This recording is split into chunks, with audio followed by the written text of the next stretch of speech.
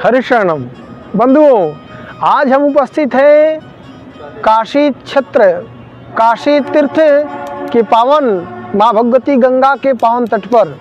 बंधुओं, कई लोग हमसे ऐसा प्रश्न करते हैं, आप इस विभाग में यानी पूजा पाठ से संबंधित, धर्मों से संबंधित जानकारी के लिए आप कैसे इच्छुक हो गए।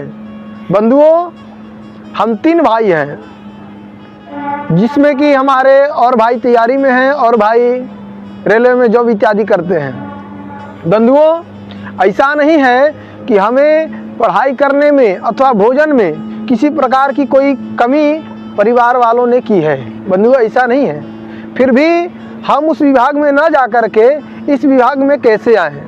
बंधुओं, ये पूरे ही जब परमात्मा के द्वारा हमारा यह जब शरीर दिया जाता है किसी को भी, तो माता के गर्भ में ही ये सारी चीज़ें निर्धारित की जाती है।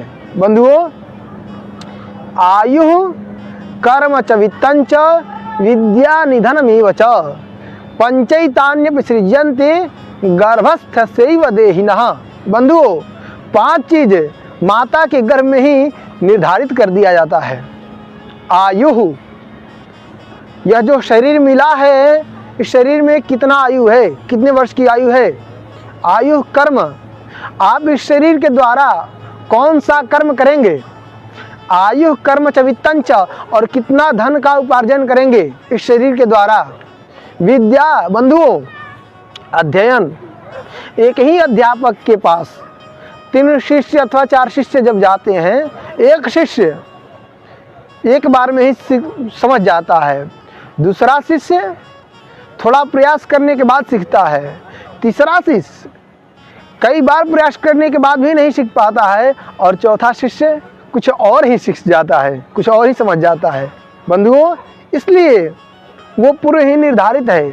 आयु कर्म च वित्तं च विद्या निधनमेव च, और इस शरीर को कहाँ किसके माध्यम से किस स्थान पर छोड़ देना है, यह पंचैतान्य विसृज्यन्ते गर्भस्थस्यैव देहिनः।